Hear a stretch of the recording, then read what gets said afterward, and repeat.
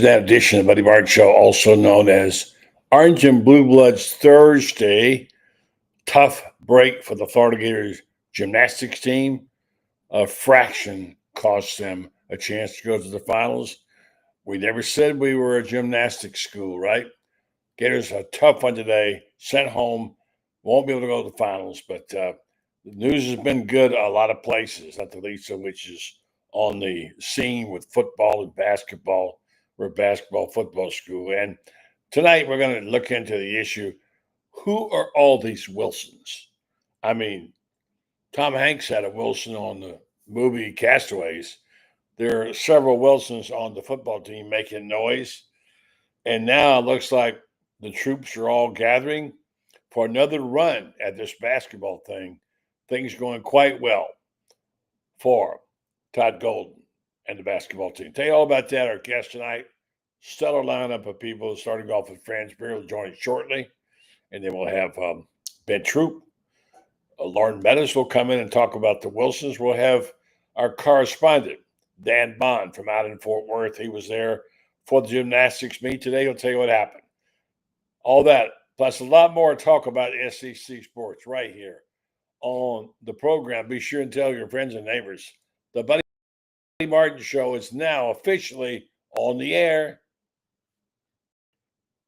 Yes, it's time again for Buddy Martin. Call him up and tell him what you're thinking. But be kind because he's doing the best he can. Better, stronger, faster. Mama says that alligators are ornery because they got all them teeth but no toothbrush. Hey, what if the voice calls while you're gone? Take a message. Bye. You ready, champ? I'm ready for this my whole life. I'm incapable of small talk. But that's why you love me, right? Kind of intimidating to be in the presence of so many great athletes.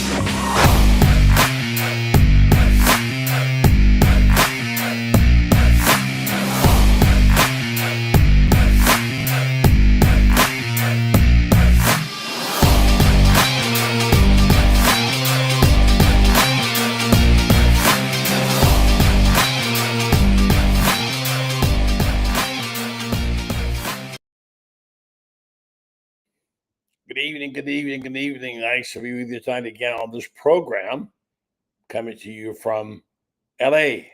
in Lower Alabama, as they call it, but of course it's Florida. And I hear Billy Napier's coming up our way this summer for a little vacay up here in the Panhandle. We're in, of course, our city, and we'll bounce back and forth to Ocala, Gainesville. Meanwhile, we got correspondents everywhere, like Franz who will just join us in a minute. Talk about what's happening. Ruben Chinyelu has declared for the draft. That's several key players now declaring for the draft.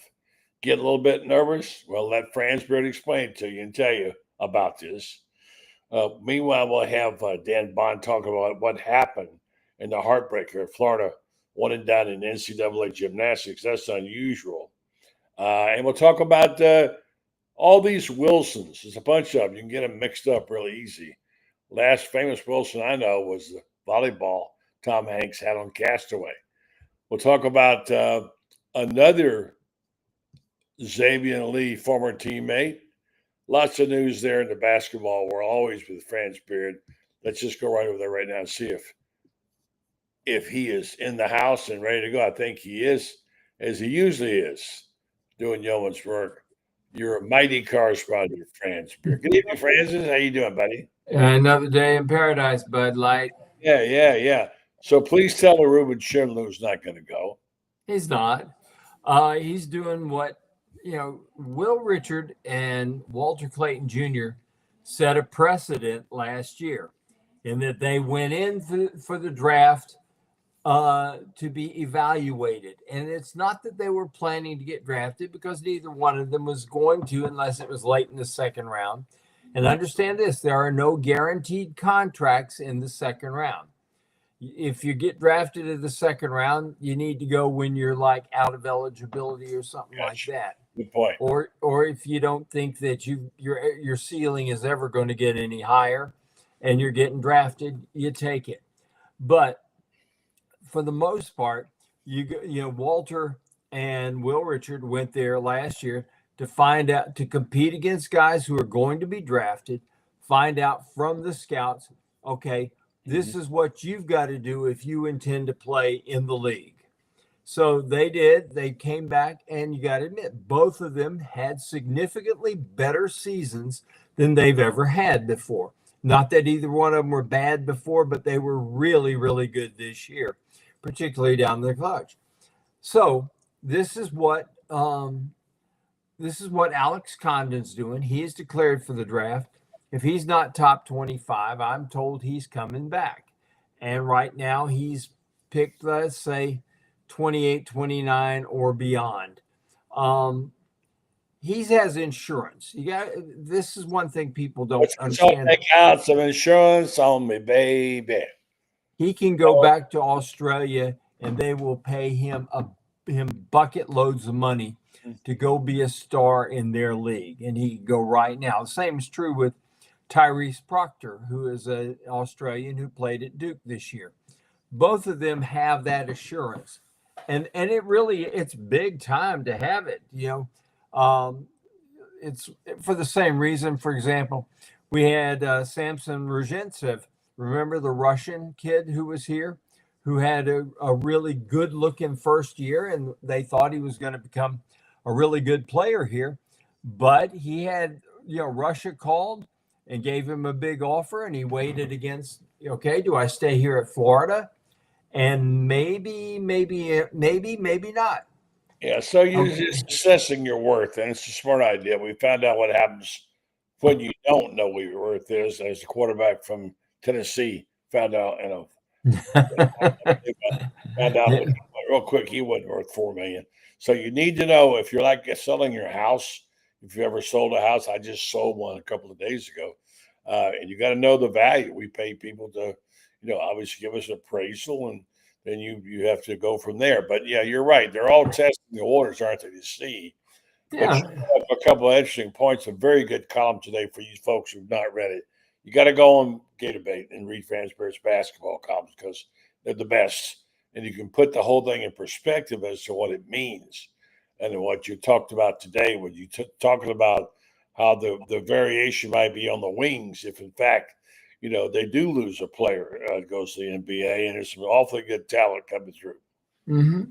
Well, here's the thing. Ruben knows he's got to improve his offensive game, but he needs to find out, okay, they'll get up there and say, okay, you foul too much. He knows that already, but he'll get some coaching up there too that will help him be a better defender next year, because he's going to go against some guys that can flat out dunk the basketball in anybody's face.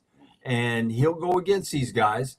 He'll come back if he's got the kind of determination that I believe he has.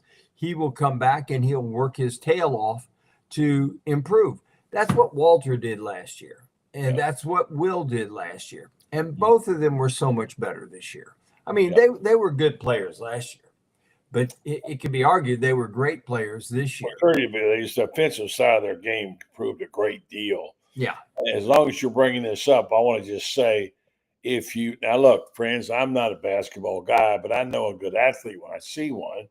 I think I stated my preference on Xavier on the football on what the quarterback and running back situation is there. And DJ Lagway was my guy from the jump, the very first moment.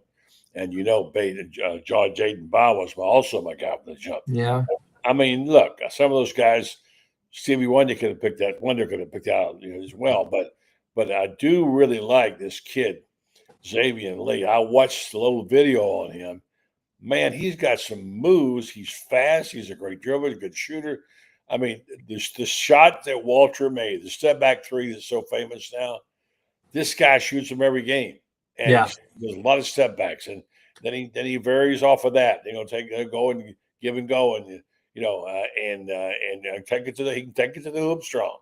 I am really impressed with what I saw. I hadn't seen much on this kid from Princeton. He looks like a baller, man. He is, and here's where Florida's really going to benefit, buddy. He plays in that Princeton offense, if you've never watched the Princeton offense, it's fun. It really is fun. You got 5 guys constantly moving, holding the ball, handling the ball, dribbling the ball, passing the ball. And you get guys who are accustomed to always being on the move. Mhm. You've watched enough basketball, and so have I, to know this. If your team isn't moving, you're easy to defend. You get a guy like this who's got a good shot, who's a good driver, etc., like that, an excellent passer, 5.5 assists per game. Here's a guy that you put him in a situation like this. He's always used to moving, and he can really ignite this offense. You got the big guys. I think Florida next year will be a big man dominant offense. I think Todd's going to turn the tables. You said the best front court in the country if they all come back. Is what you said today. Oh yeah. Oh, by all means. They've got. Let's start with the basics, okay? You cannot teach size, and Florida's going to have a lot of it. Mm-hmm. You know, Micah's 7'1". Condon admitted to me he's 7'1", but he just and I think from what I've understand about Florida, I've talked to all these guys and I've stood eye to eye with them. I think everybody is underreported, and I think that's for a reason. You know, Bill Walton used to say, well, if people say that I'm actually 7'2", they'll think I'm a freak. That was some of it. But Bill Walton also, he was a freak, by the way, just so. Yeah, he was a really good one too. I was there when he hit 21 out of 22 shots and scored 44 points. But here's the thing that there's also a psychological advantage. And Coach Wooden is the first one that I ever knew who did this. Coach Wooden never put somebody's exact height in there. And the reason being is you go up against a guy, and the guy you're going to play against, let's say Buddy Martin is the stud 6'5" point guard for the Florida Gators. Okay. But really, Buddy is listed at there at 6'3". And you go up against a team like, let's say we're playing the Kentucky Wildcats, and the Kentucky Wildcats, the guy you're guarding is 6'3" too, and all of a sudden you show up and you're looking down at him, you've got a 2-inch advantage on him. There is something psychological about that when you see it, and we see it in football too. These guys that show up, and you know, the left tackle is listed at 6'6" and 300 pounds, and all of a sudden you look out there and you look at this guy and you think 300 pounds, that might have been 2 years ago when he first came out of high school, but he's put on, you know, a pound or two since then. Yeah. The psychology of it, that originated with Coach Wooden. He was famous. Well, no, it didn't originate with Coach Wooden. I used to put my weight at 5-6 pounds heavier in the football program, so the college would take a look at me. I was about 162. I'd put 170 in there just so I looked like I was bulked up, you know. By the way, you know, in talking about this and thinking about heights and everything like this, I was reminded of the 1958 national championship game, 57 national championship game, North Carolina against Kansas. Do you remember what happened in that game with the center jump? I do not. Frank McGuire sent out Tommy Quigley, his 5'7" point guard, to jump. Like the pitcher going to bat in, excuse me for the term, that's what they called it in Cleveland that time, right? Yeah, well, they played that, I believe, in Kansas City, but they put 5'7" or 5'8" Tommy Quigley to jump against, and he's jumping against Wilt Chamberlain, who's 7'2.5", and Chamberlain looks down at this and it's like, you're kidding. You know? And the psychology of that, Frank McGuire was a master of it. As long as you're talking heights, how about this starting lineup? If they get Lee, which they got, he's 6'4", Aberdeen 6'5", Hoff, if he comes back, is 6'9", Condon 6'11", you 6'7", Chinyelu is 6'11", and then you add in the bench, considering Klavskar are at 6'1", Ingram at 6'6", Alex at 6'9", Handgold at 7'1", and we haven't got to the big guy yet, right? We haven't even got to Big Ollie yet. And you think he might play some next year? I- 7'8". I believe he is. I was on a show today and I got a chance to mention once again. Can you imagine? Okay, there's 3 seconds left in the game. The other team's got to throw the ball all the way down the court. So you put in Big Ollie and the other guy that can't dribble the ball on the out of bounds play. You put in Big Ollie and you say, just hold your arms up. I mean, down at the other end, the ball is going to be so high that somebody needs to call for a fair You catch. have a good thrower. They got to have a guy who can throw it that way, though. It requires. Yeah, he better be able to throw it that way and not hit the scoreboard in the middle, and somebody at the other end. On the scoreboard above the top, yeah. And somebody at the other end better understand the basics of making a fair catch. You know, Well, that baseball play worked well for Florida this year, a lot. Yeah. Well, Florida's got some guys that can throw the ball. You know, I'm starting a series, and I'm hoping to start talk about that a little bit, will you? I'm going to start a series for Sunday, and I'm going to take it through from start to finish of the season. I was there. I was there for a lot of ball games. I was there for every home game. You covered as much basketball as anybody. And but I'm going to start it with breakfast that I had back in the summer with a guy named Todd Golden, and fairly famous coach by now, wouldn't you say? I think his name is really Golden. Yeah. But Todd at breakfast at Miapa, they're the Latin Cafe in Gainesville on 34th and been there. Todd said, "We're really going to be good this year." And I said, "Well, you were really good last year." He says, "No, I mean really good this year." Mm-hmm. And I started thinking about it, and okay, to be really good, he's going to have to replace Tyrese Samuel. He's going to have to replace Zion Pullen off of the team from the year before.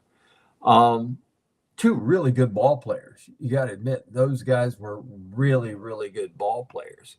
And I'm thinking, okay, how are we going to do this? And you got Micah, who they're going to redshirt him because of his leg.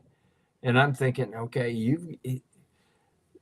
what is it that gives him the confidence? And what I didn't realize is he's seeing these guys in the workouts, and he's already seeing how the culture that he's built, these guys just clicked together. They were, it was like the 04s over again.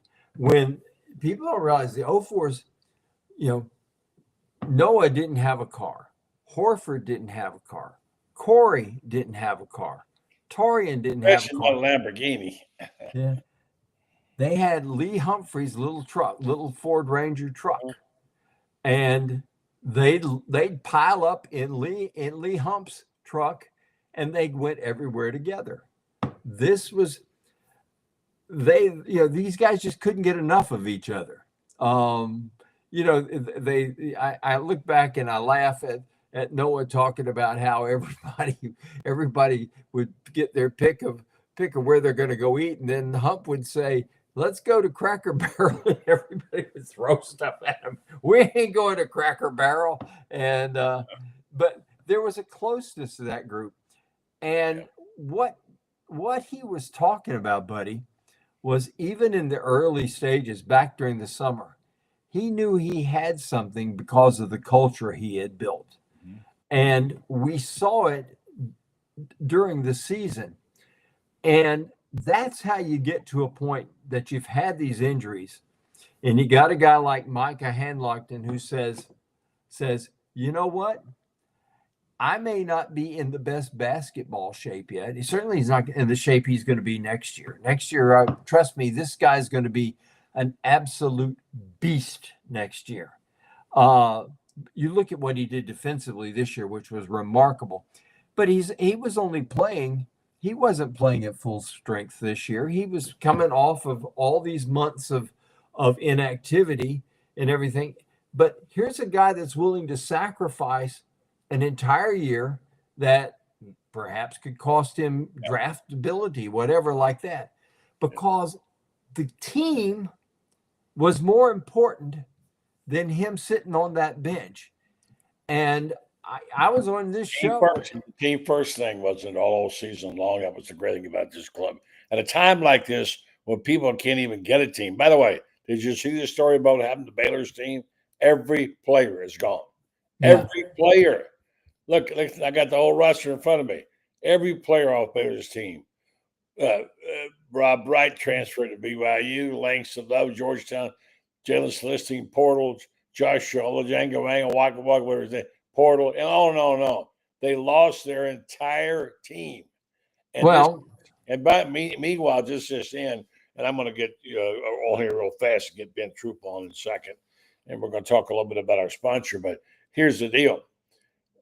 Chad Baker Mazzara, who, by the way, played up here in Niceville.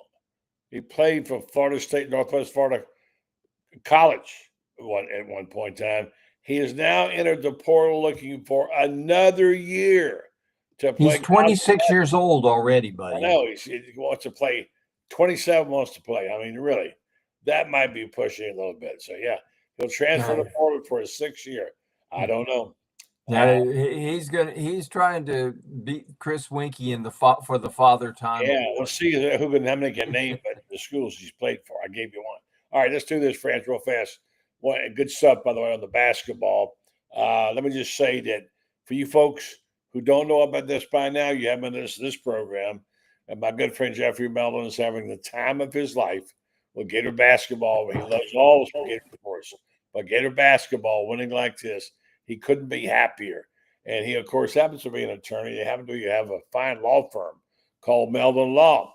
He and his family, and they're located in 4 places in North Florida. I've told you this 100 times. I'll tell you again. Go to the Facebook page, Melvin Law, and score some goodies. They got all kinds of tickets and giveaways. Good stuff. I drink out of my white cup almost every day that I got from Melvin Law. And check them out. If you need law help, they'll give you that too. Maybe you want to review a case for a second opinion, or maybe just talk to somebody. Melvin Law, they won't back down. Franz? Can I say something about Jeffrey real quick? Sure. Go ahead. Jeffrey Melden will never tell you, okay, I'll take your case for X or whatever like that. He just says, we'll work it out. And he's like that. And that's one of the reasons that he is so well regarded in Gainesville. People who know him know that he makes a lot of money, but goodness, the money has never been his chief object. He really is a caring human being. And you can go to the big box firms and you'll make a few dollars more and everything like this. But if you're going to go somewhere and get cared for, and to me, that's as important as anything else when you're dealing with a lawyer. So you really do need to talk to Jeffrey. Yeah, this guy too, by the way. By the way, let me just say good evening to you, Ben. Did you watch the gymnastics today? Did my wife do what? What did you watch the gymnastics at all? I did not. Meltdown. Well, let me just say, let me just bring this guy up for a second who did. He's got a story on Gator Bay right now about it. Unfortunately, we're spoiled now. We think they're supposed to win everything every time they tee it up, but they don't always today. Heartbreaking story. Dan Baum was there out of Fort Worth. And tell them what happened, Dan. I hate to say it. Oh, man, it was just horrible. I'm just distraught. They looked good the first 2 routines, and then their 3rd routine was the vault, and they had the worst score of the entire season, and that's not the time you want to do it, is when you're in the semifinals for the national title. Really, there was like hardly any sticks all day, so I mean that's where you get your points, and that's how you advance. And it was really more of a hop fest than a stick fest this close to Easter, I guess. But none of the scores were really high. You had only 16, 9.9, so the scoring was tight. and it went down to the last rotation. You had Florida on uneven bars, and they scored the highest score of the season ever on that. So you felt good in that. Not quite enough. And then Missouri was heading into Beam, and they're fighting for the second spot. The top two from this round would have advanced to Saturday's Final Four, and Oklahoma was running away with it at that point. However, you got to where you had to have basically 4 9-9s on that last rotation to make up that 10th of a point, and they just didn't get it done. And Missouri, give credit to Helen Hugh. Well, I was just going to say that because he texted me right before Helen Hugh and said, Helen Hugh is great. She's just going to be trouble. She's coming up, and she was amazing. Even I know nothing about gymnastics, could tell how graceful, how good she was, and she nailed it. And Florida lost by what? A 10th of a point. 10th of a point. They didn't make it to Missouri. So they needed to basically be up 2/10 going into that last rotation with Riley McCluster on bars and Helen Hugh on beam, because you knew Helen was just going to smoke it, and sure enough, she did. And you're all waiting and basically like, can't you get a 10 when there's been no 10s all day? Probably not. I thought it was a 10. It was. You had 3 9-9s for that final bar routine, so that was exciting. The whole arena was really dialed into watching that, and when Leanne Wong hit her routine on bars, she started off. She had her worst meet of the year, Leanne Wong. Yeah, she. There were only 2 all-around scores in that afternoon session that were lower than her all around. So definitely. I couldn't believe she stepped out of bounds. That's not what you need. Obviously, any sport, you want your really A-team players to contribute that A level at that moment, and that didn't happen tonight, unfortunately. Well, I want to say thank you for a great job of coverage. Now on to softball for you. Right. Thank you for your story, which is posted now. Yeah, I'll give you 30 seconds for a final thought to wrap it up. Yeah, I mean, it's been a great season. I was talking to Coach Rowland after the meet, and obviously everyone was upset about it. But, like she said, one meet doesn't make the season. I mean, these ladies have put their heart and soul into the orange and blue. And, Leanne Wong goes off with a 9.93. She did her best at the end. But, it was an honor to watch her for 4 years plus. And definitely that arena, the people who were there appreciated her too. And you could see them watching her and like, well, is this the last go for her? Because if they don't, score that 10, then they're not going to advance. And there it was. That was the end of Leanne Wong. Yeah. But, we'll be back next year. You've got the injured players that are coming back. You have a top recruiting class, and you have some Kayla DeShello will be back next year, and Sky Blakely will be healthy the entire year next year. Florida is going to, at some point in time, Jenny Rowland is going to kick the damn door down. I mean, she's knocked on it. She's knocked on it so many times, and maybe it's just time to go there and say, we're going to kick it. We're going to kick the door down. But goodness. It is amazing how it often comes down to that last routine when you watch gymnastics. And that's always got Dan, do you know another program that has been as snake bit since 2015 when Florida won its last championship? With injuries and so forth like that, we've lost by a 10th of a point in the national championship twice that I know of. Yeah. And I don't know of another program that has had as more misfortune. We had, 3 years ago, Trinity tears up her ankle, and Florida is a shoe-in with her with her healthy. Yeah, she got banged up twice, and then she, COVID, they were rolling and they shut everything down. So at least 2 there. All right, Dan, thanks a lot, buddy. I appreciate it. Good job. I'll talk to you about the softball soon. All right. All right. Thank you. Dan Bond, our Western correspondent out in Texas. Appreciate you, buddy. He's great, isn't he? Yeah, it's a great job for us. This guy does too, but we haven't got a word from him yet. Let's see if he's actually online. I got a question for you. Yeah. How many Wilsons do you know? I mean, I remember with the Cardinals, Wilson. The footballers. Tom Hanks had a volleyball in the movie Castaways called Wilson. And there's a couple of Wilsons on football who are tearing it up. And quite frankly, I kept getting them mixed up. Do you guys know who they are? I mean, remember, they're both wide receivers. They're both terrific friends. Do you know who they are? And do you, Ben? I think we're going to hear from Lauren, too. Yeah, I know who they are. I know who they are. Oh, yeah. One of them's going to be in the slot from Tampa, and the other one is going to be out wide terrorizing anybody who gets in his path. Yeah, Trey. I call him Trey, and in Dallas.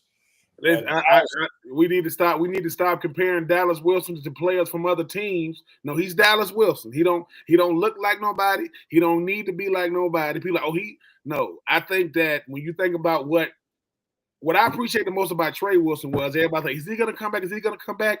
Everybody wants to know, how do I stack up with all this talent around me? And Trey was like, well, I'm gonna be in the slot. I'm gonna make my money in the slot, no doubt. But Dallas Wilson is about as impressive as it gets. I think that when you start talking about the type of weapons, the receivers were so good during the spring that DJ Lagway told him, thank y'all. Because they're going to make it all about me, but y'all were so good that y'all, like, dominate the headlines. So, whenever, I always resort, with guys like Chris Doering,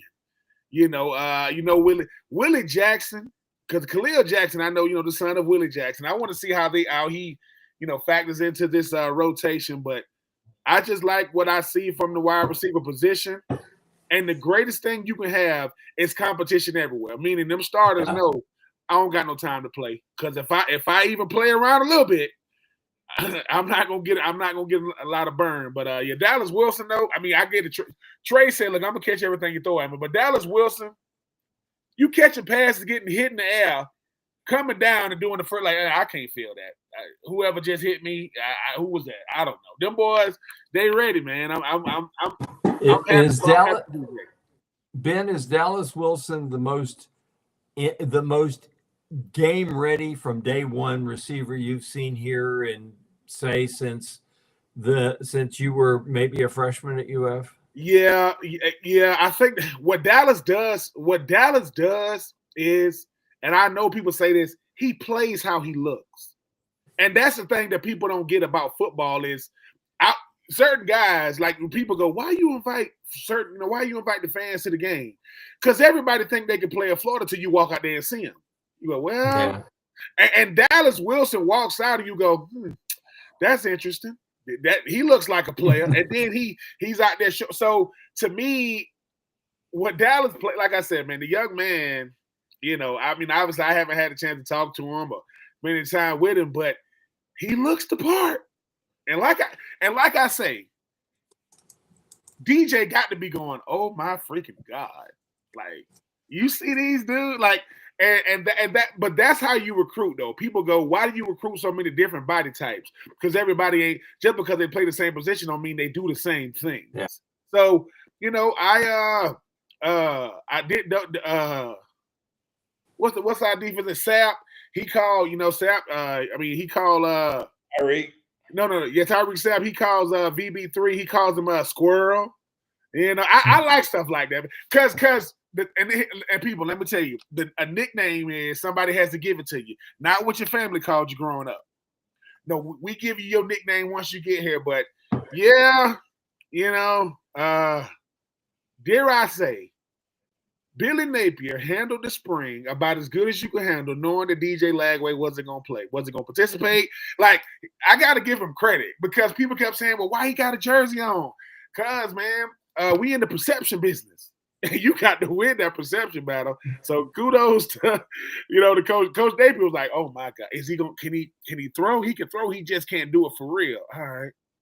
Well, DJ – so, hey, shout out to DJ Lagway, man, for being one of the best team. Like, he's a team player, man. He understands what his role is. I know he done launched a NIL program for players. And hey, man, I'm just happy that we got these receivers in here. I'm happy that we get a chance to see what this offense can really look like. When you got DJ under center, and dare I say, a full, even though it's still going on, a full off season, no controversy, not for real. Not no stuff to go, oh, what they doing. And, and Franz and Buddy, you know how hard that is. Come on now. You know how hard it is. Thank God that stuff is going on in Tennessee. They can have it. I know he ain't there no more. Go ahead, Rocky Top. Y'all dominate these headlines. Because at the end of the day, Nico did not want to be a volunteer. And he could have just said that. And now he's moved on to less money but greener pastures. Hey, maybe people saying his last name is Kiffin. Remember when Lane Kiffin was at Tennessee? I don't want no part of this. Nico said, I can't do this. So even for $2.4 million, I can't do this. But yeah, Dallas Wilson, Trey Wilson, Jackson, Brown, we got them all. And the fact that we are losing our top two receivers and we ain't gonna miss a beat, no DK, no Badger, no problem. Cause them boys. So and shout out to Ricky Pearsall. I know he was there the day before the spring game. Pretty Ricky, what they call him. I was happy to see him out there in good spirits, man. Can I just take a second here to pause and think about the people in Tallahassee and the horrific thing that happened today? Yeah. It's we talk about the opposition, all that. Times like this, we don't. Well, our hearts and thoughts and prayers go out to the people. I believe 8 people were shot, 2 are dead. The unfortunate thing is the shooter, allegedly, and so they're saying that he did not speak about this, was the son of a female woman who was a deputy there in Leon County for many years, and she was the top person in the county for safety for the schools. And he apparently, I'm just quoting off what I'm reading, got a hold of a pistol that belonged to her, one of her old pistols, and used it to shoot 2 people dead and 5 others. So really want to just stop and think about that for a minute and think, number one, we all just hate this way when it happens anywhere, particularly in our state, and particularly in a group of people that are Floridians. And our thoughts and prayers go out to the people in Tallahassee, and I really mean that. So just want to be sure we remember that. More important than any sports contest. All right, so we're going to have Loren on here in a minute. And I know this has been a crazy couple of weeks. Ben, what has impressed you on 84 Reasons? You talk to people, you have insights, you have thoughts. I'm impressed. It's been so buttoned up that they didn't have a lot of stupid mistakes. Apparently, I didn't see the game. What's reported on the spring game, they didn't have a bunch of jumping off sides, Franz, and all that sort of stuff. And apparently their football intelligence, just what I'm reading, has gone up a notch. If this is as good as we're hearing it, and we're seeing that we know the talent's good, now Billy's hiring a bunch of new coaches, allegedly. And so, so what's been impressed to you? The momentum. I think the thing is, the hardest thing about the end of the season is how does it carry over into the off season? And like I said, if you would have told me that we're going to have this momentum coming out of the spring with no DJ Lagway for the entire spring, I would have, ain't no way DJ Lagway is not going to participate and it's going to be good headline. Now I get it, and I'm only talking about what happens in Gainesville. Everybody got an opinion now, and they don't mind voicing it. But I'm going to say the momentum because, let's face it, when you start talking about what this offense is going to look like, right? We know what we got in the running game. Trayon Webb, he kills all the – listen, man, I'm not transferring nowhere, man. Stop with the nonsense. And you heard about we got receivers coming from other schools. We got these big-time freshmen enrolling early. We got legacy players of VB3.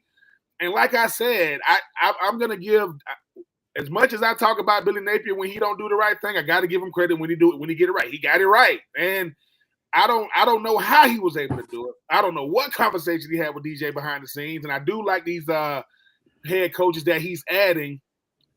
I would say momentum, and you might not like Billy Napier's methodology, but it's working.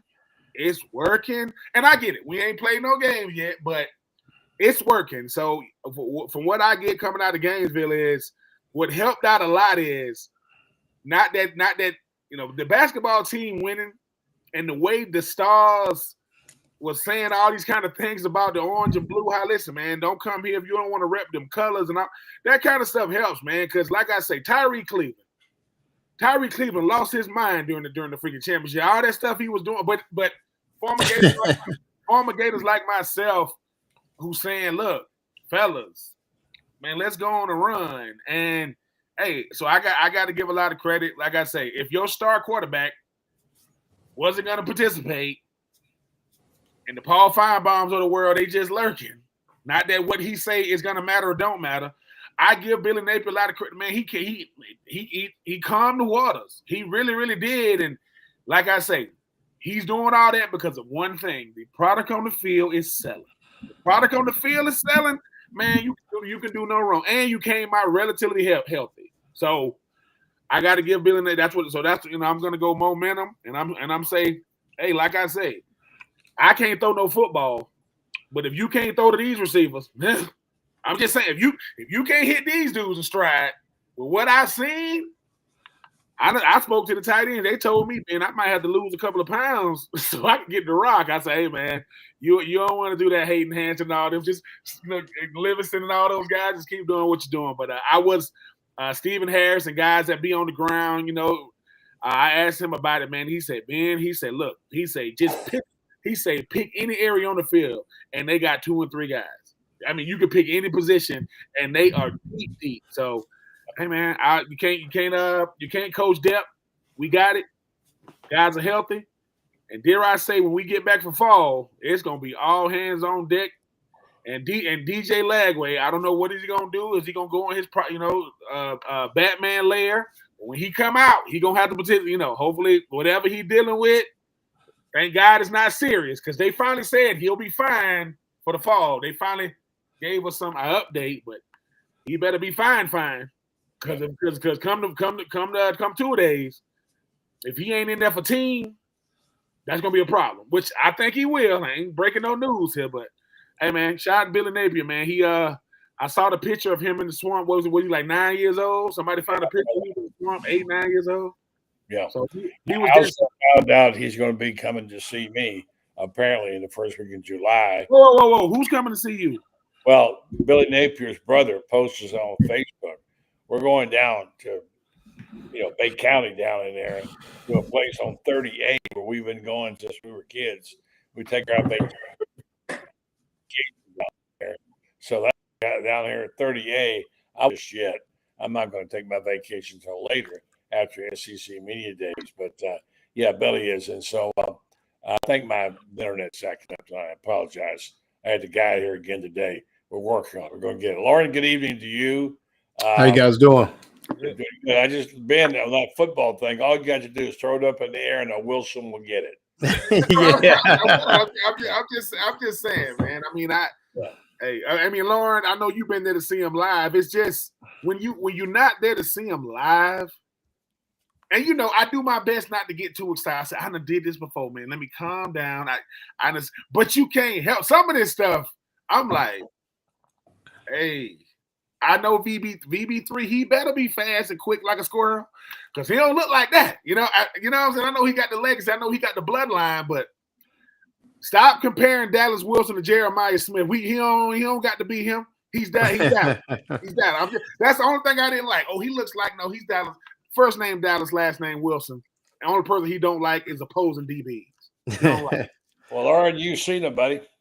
Yeah, I mean, it's all of them. I mean, you talk about the two Wilsons, and just to kind of expel any discrepancies, you got Dallas Wilson, who is from Tampa Bay Tech, and then you got Eugene Wilson III, i.e. Trey Wilson, from Tampa Gator.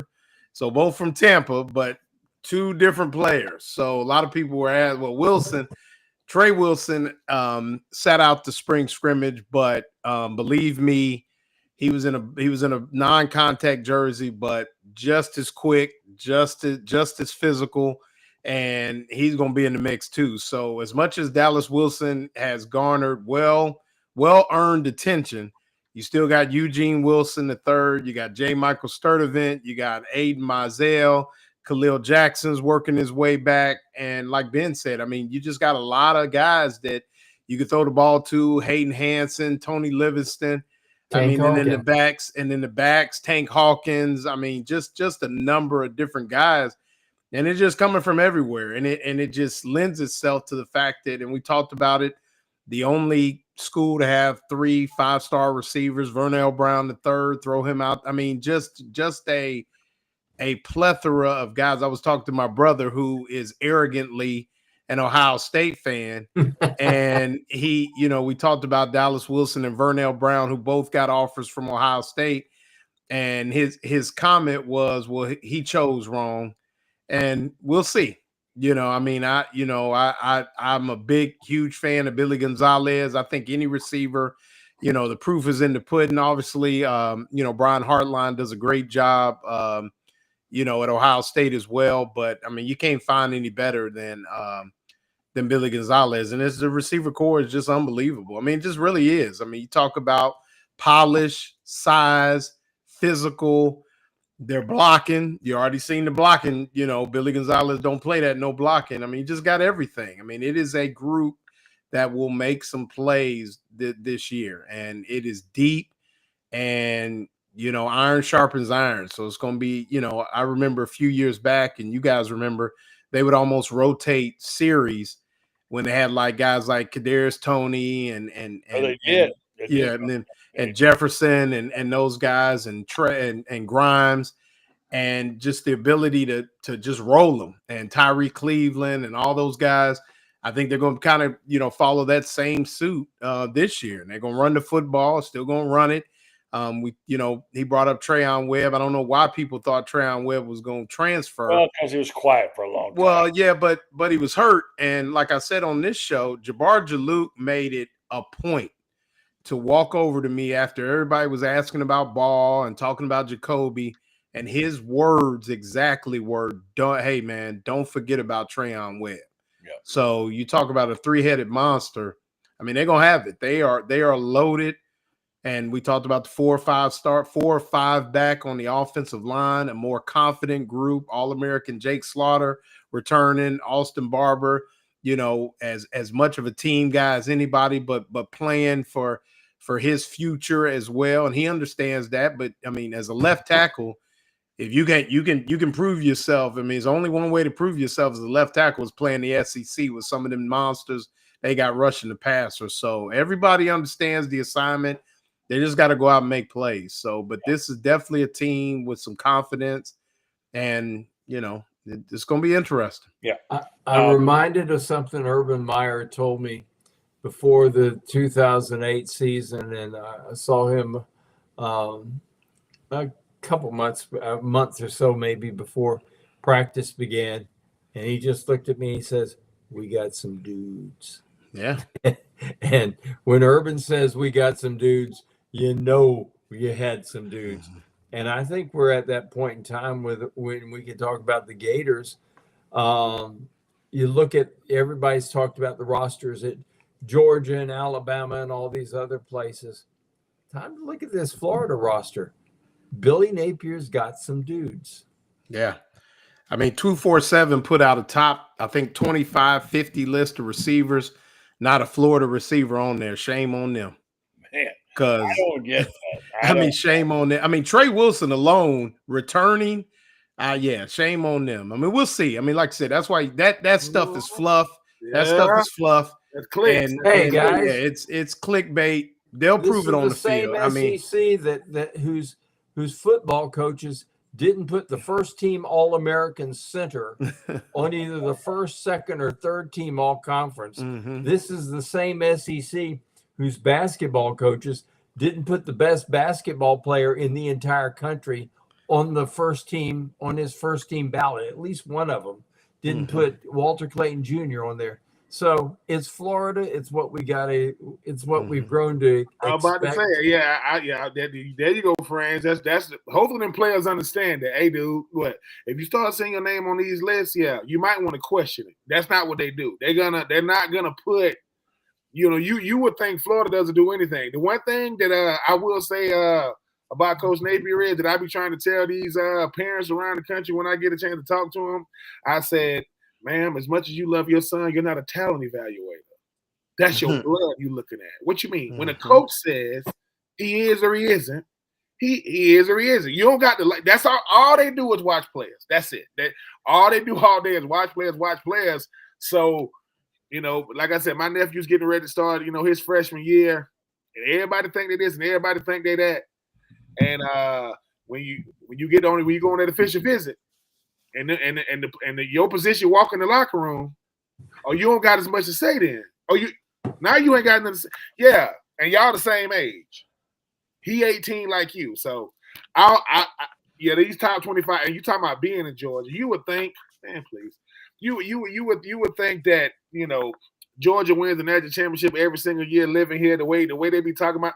Kirby Smart is doing press conferences talking about players not being able to take hard coaching. That's what he was doing in the spring. Like, dude, because a lot of his teams is gone. Them Brock Bowers type of, they gone. Now he got a whole bunch of young guys who they ready. It's their time to play.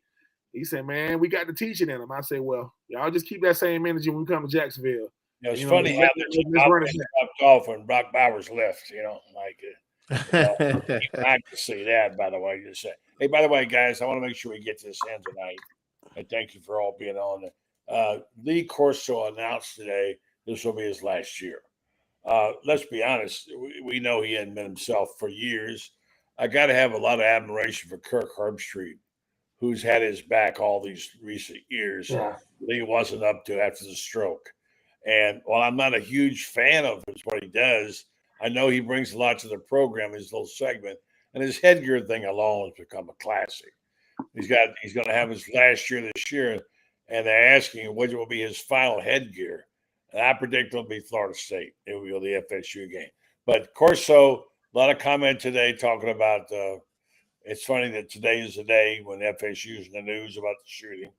And Corso, who played at Florida, with Burt Reynolds, he was there, and he developed far better at what he did on TV than ever coaching in Indiana or elsewhere. So just your thoughts about Corso and what he's done and how much another one of those traditions, Franz, is gone now. Well, here's the thing I always remember about Corso. Corso's coaching at Indiana, and people forget he took Indiana to a Rose Bowl. He was a really good football coach. But the year before they go to the Rose Bowl, they're about to play Ohio State. And Ohio State and Woody Hayes in those days, 3 yards, cloud of dust, and get in our way and we will steamroll you. And Corso on the morning of the Ohio State game has his players paint each other's toenails with red toenails polished with white polka dots, and said, this is going to be our secret. And so they all do that. And then here comes the bus, and they had a hill at the time that would come down there. Indiana, he had them work out before the game. They did their pregame workouts at a high school field nearby. And so 5 minutes before the game, Indiana hadn't even shown, and people are saying they're going to forfeit the game. And here comes this school bus. Here come 3 school buses down the hill with the Indiana football team in them 5 minutes before the game. And they get out. They've all got their toenails painted in Ohio State. I still think beat them by 50. But that's just classic. But that's typical of Coach Corso. One of the really fun guys there's ever been in the game. Man, they're going to miss him when they don't have him on game day anymore. Yeah, they're gonna miss him, man. Because I mean, he's why you watch. I mean, yeah, you coming from the analytics, you coming for Herbs, those guys. But let's face it, to be known for anything on TV for as long as he has, I mean, Corso is 89, right? Like it's almost like it's like you're saying to yourself, well, how much longer did you think he was gonna do? It's like Jimmy Johnson. 40 years. He's in his, he's in his age. These guys, Corso is iconic because it's almost like you sit through all the X's and O's, like, yeah. Give me that. And he came synonymous with grabbing the first one, throw it, and that's not the one I'm gonna put on, and I'm gonna put on the second one. I mean, he understood what people were there to see. I mean, he was must-see TV, and obviously, I agree too. What you said. But Herb Street just standing by him because you understand. He wasn't himself, but I guarantee you, behind the scenes, Herb Street was like, "Look, man, treat this man with some respect. I mean, he's giving you all he got. He literally gave you all he got. So yeah, he's definitely gonna be missed. The thing is now, who replaces you? We talking about Ron Zook had to replace Coach Spurrier. You know what I'm saying? You got some big shoes. Who's going to replace Corso? I can't take the guy that got there now. I can't take that. McAfee. I mean, listen, give him. Listen, McAfee. I mean, McAfee he understands the assignment. Though. He do understand the assignment. Yeah. Can't help being an idiot. Loren, your take on Lee Corso, what he's meant to the game, and I mean, I think when you look at the rise and the success of modern college football, you talk about names like Keith Jackson, Brent Musburger, Vern Lundquist, Gary Danielson, and you throw Lee Corso in there for his contributions to the game as a whole. And where some people may have seen it as antics, it was what makes college football the best game in the country for people. And I think that's what, to put the mascot heads on. People didn't even know like the mascots and who, but I mean, he brought all that to the forefront, and College Game Day would not be where it is right now without Lee Corso. And I mean, I think that says it all. And, Franz is funny. Like, he took Indiana to the Rose Bowl, but I remember people talking about Lee Corso at Indiana. He had the Lee Corso show, and he was even so entertaining there that you thought they won every game because he was just so fun and full of life.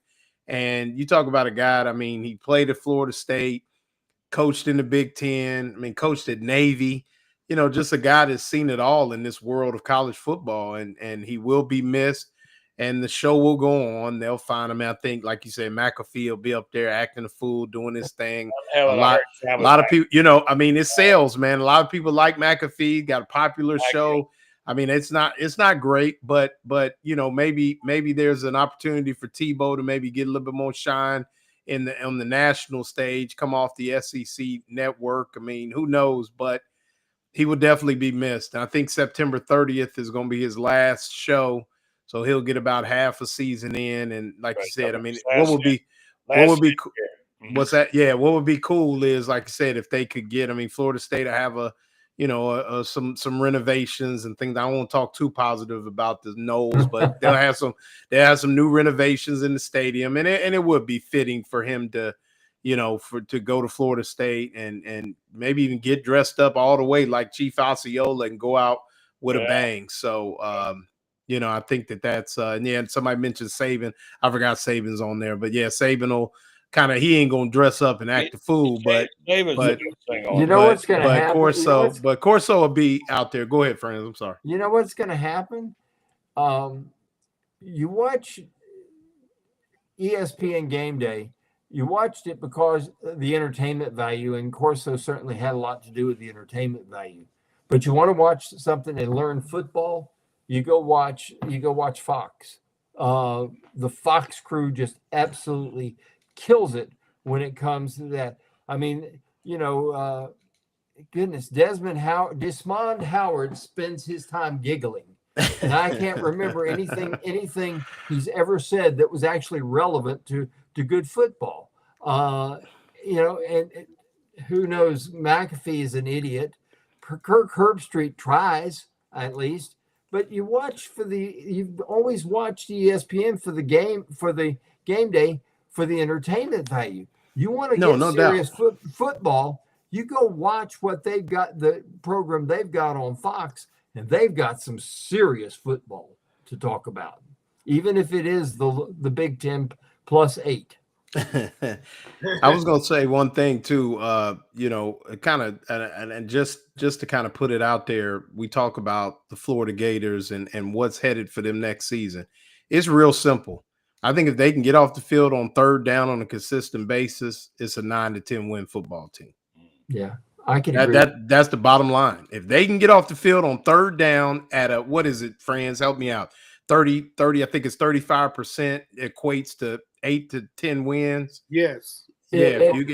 Last year when it came to third down efficiency, Florida was vastly improved in the second half of the season. I mean, the first half of the season, the greatest thing that happened to them was when they swapped Armstrong and they put Roberts in the booth. But Florida still finished like 11th, and they gave up 39% third down conversions.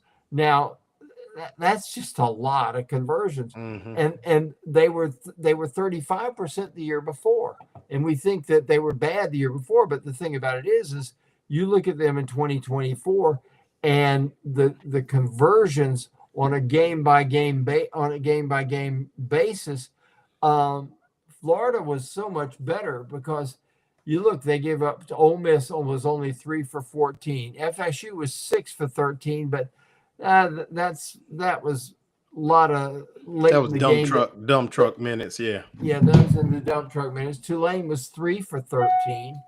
Florida was much, much better in the second half of the season once Roberts took over there, and I think they're going to be better defensively. I think nothing against Austin Armstrong. I'm sure he's going to end up being a fine football coach, but he wasn't ready for prime time. I think you guys both can agree that this guy just wasn't ready for prime time. Yeah, I mean, got to get off the field on third down. Period. They get off the field, they'll be in good shape. All right, last thing. You get 10 seconds, 15 seconds. The best thing on TV for college football. What's your favorite thing? The one thing that you really took everything else away, but one thing, what would you like to keep? Who wants to go first? Best thing on TV? Best thing on TV. It could be an announcer, it could be a game, it could be a show. What's the best thing when it comes to college football on television? You enjoy them up. You enjoy Ben's smiling over there. Oh, that's easy for me. The best thing on TV is Gus Johnson because he's gonna yell for anything. Like Gus Johnson, oh, it's like there's a Gus Johnson. Oh my God, it's 3rd and 16. Gus Johnson is built to yell and yell and yell, and I just love. If you listen to Gus Johnson on radio, you'll be like, "Is he watching?" Yeah, he's watching the game, but he'll say "welcome" as soon as he starts. So to me, it's like I said, I'm a Miss Corso. I think some of these guys now have to, some of this stuff is like very, very sensationalized. Gus Johnson is about as authentic as it gets. The man went back to college. I don't know why he went back to college, but he did. He went back to like Yale or Princeton, one of those Ivy League schools, just to add to his resume and still announcing games. But for me, it's Gus Johnson, his loud announcing. I can take it all day. All right, who's got one? Man, best thing on TV to me is the games themselves. I mean, all that, y'all know me. Well, give me a game. You got to give me a game or an announcer. Oh, a game. Or either a team or a game or it's personality or whatever. I enjoy Saban really right now. I really do enjoy him. Okay, man, I'm kind of. When it comes to that, I guess a game would just be, I mean, you can't beat the cocktail party. I never get to watch it on TV because I'm there. But when I was in Ohio. Wait. So you never get to watch it on TV because you're there. That's the reverse of it. Hold on. No, I was going back to when I lived in Ohio. There was nothing like the world's largest outdoor cocktail party. You played it on a video game, and when you watched it, go ahead. I got to give you boys some love though, because they fess up, because they pay up their bets. I love Chris Dorn and Peter Burns because they're gonna do some type of bet and they're gonna pay. That's good. They're gonna pay up. Like, I respect because I would have to defer on some of this stuff. But when Peter Burns coming in wearing like a full Florida Gator band outfit. That stuff is beautiful. And Doran in the Mardi Gras joint, that was good too. Yeah, that was. But I mean, like I said, I mean, I could go there, but I mean, for me, it's just I mean, I love watching the games on TV, and that's, so I would say the cocktail party for me, living in Ohio, being a Florida Gator fan, not being able to get there like I wanted to, always You're failed for me. lying, Lauren. You're lying. Your What? favorite thing is Steve Spurrier's gridiron. Well, that ain't on TV though. That's but no, yeah. So that's me. Yeah. I'll tell you what it is for me, and it goes back to the first time I ever saw a Florida State game, and it's a tradition. It's the only game I know where both bands before the game come out on the field together every year and play the national anthem.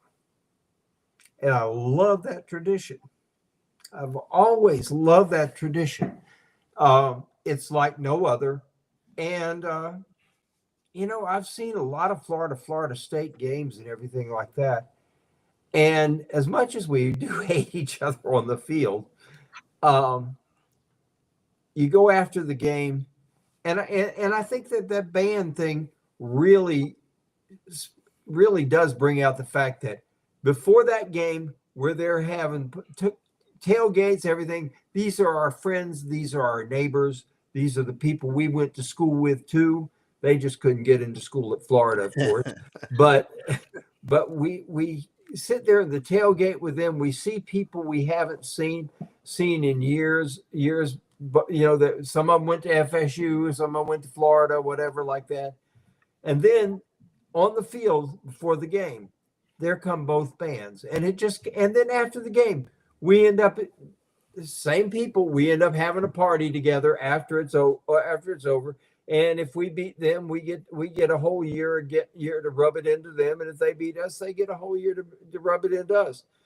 But that to me is one of the really great traditions. It is. I will say to me, and I'll end it with this. This is the opposite of what I said.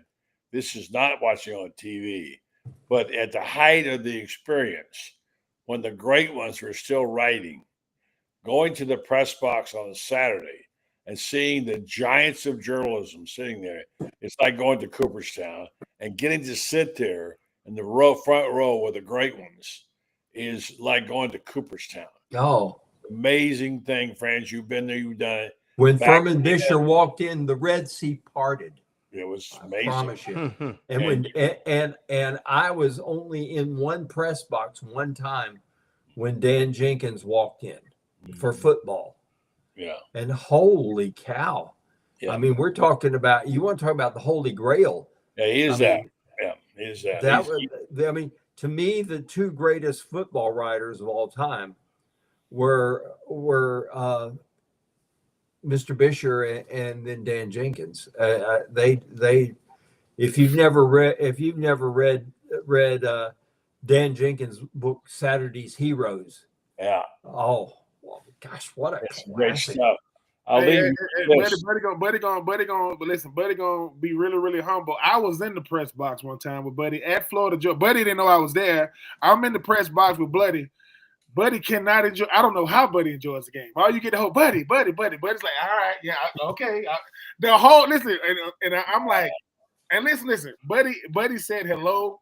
I'm pretty sure Buddy was like, all right, I want to watch the game. Buddy Martin in the press box. You talk about Franz, Loren. You talk about football royalty. Be in the press box, Buddy. Trust me, I know. I kick it with him. It's like he's holding court for sure. Flagging people down. Come here. Lauren, the only thing writers hate is when they already about 5 minutes left in the fourth quarter, they already got it written up. They don't want no last minute field goal. They go, God, they get heat. They got them stores already ready to print and send, and somebody do something. We go, look at this guy. Hey Ben, you know one of the cool things about sitting with Buddy Martin before a game in the Florida press box? You know what one of the cool things is? If you're sitting beside Buddy Martin pregame in the press box, Jerry Spurrier will come give you a hug. Yep. I got a good picture of you hugging her. I did that. We're in yeah, that's great. I'll say this: it's been just an unbelievable experience for me. And we're talking about one little anecdote I'll leave you with. Ben, you talk about the ultimate difficulty when you do have to change your story around, okay? Now, this is after I had left full-time sports writing. The New York Times asked me to go and cover Florida State for them, okay? I would do about 10 games every, over the period of 3 or 4 years for the New York Times. This was an afternoon game, which I would never try to write for them in a day. I had plenty of time, and I knew I had time to write the story they wanted and then rewrite it or whatever for Texas. So I went to the game in Tallahassee, and I got lucky because the game was out of hand in the fourth quarter. It was over. Florida was just crushing Florida State, So I started writing my story. Franz, as you know, a good lead writer will get ahead. 31 to 3. Oh, I know where it's coming. I know where it's going. So I was feeling good about my 4:30 deadline because I had my story written. All I got to do is put the final score in. The problem was it was the choke and dope. Yep. And it came back, and I had to tear that whole story up and call the New York Times. I got a problem. I don't have that story. And that was the roughest one of those I've ever experienced. So it does happen. But anyway, guys, it's always good being on with you, talking ball. I love you. It's great. It's going to be a great season. Basketball got us off to a good start. We're going to hey, guess what, Ben? I got a present today. I found out I'm having a problem with some of the channels up here, and I can't get a lot of my favorite programs. And I'm really getting upset about it. And I found out today I can get the Tampa Rays. Hold on. I'm about to say congratulations. Y'all get to play in Tampa now. That's crazy. Yeah. Like, y'all get to play in Tampa. I don't care. As long as I get to see them on TV. No, I'm just saying, like, because my daughter, one of my daughters live in Tampa, and she said we was driving by Raymond James, and she said, "Daddy, what is the stadium across the street?" I said the Yankees used to play there, but now the Tampa Bay Rays get to play there. She said, "He said Tampa has a baseball team." Yeah, they just used to be in St. Pete. Soon to be the Walt Disney Rays playing at Disney World. You watch within a year, they're going to announce that they've been purchased, and they're going to move that. They're going to take that stadium. They're going to take that stadium at Disney. I don't care. Expandable to 33,000. I'm going to get them on TV. That's all I care about. All right. And Ben, by the way, how those Braves doing? Listen. I don't want to talk about the Braves right now. I don't want to talk about them right now. You're breaking up. Breaking up is hard to do. Neil Sedaka said that. Yeah. I've been telling folks about our sponsors around here. Tighten them out. Thanks, Ben. Yes, sir. Thanks, Lauren. Get some rest, Lauren. Lauren's got a new job. He's having to catch up on detail. Thank you, Francis. Good job, buddy. Thank you, guys. All right.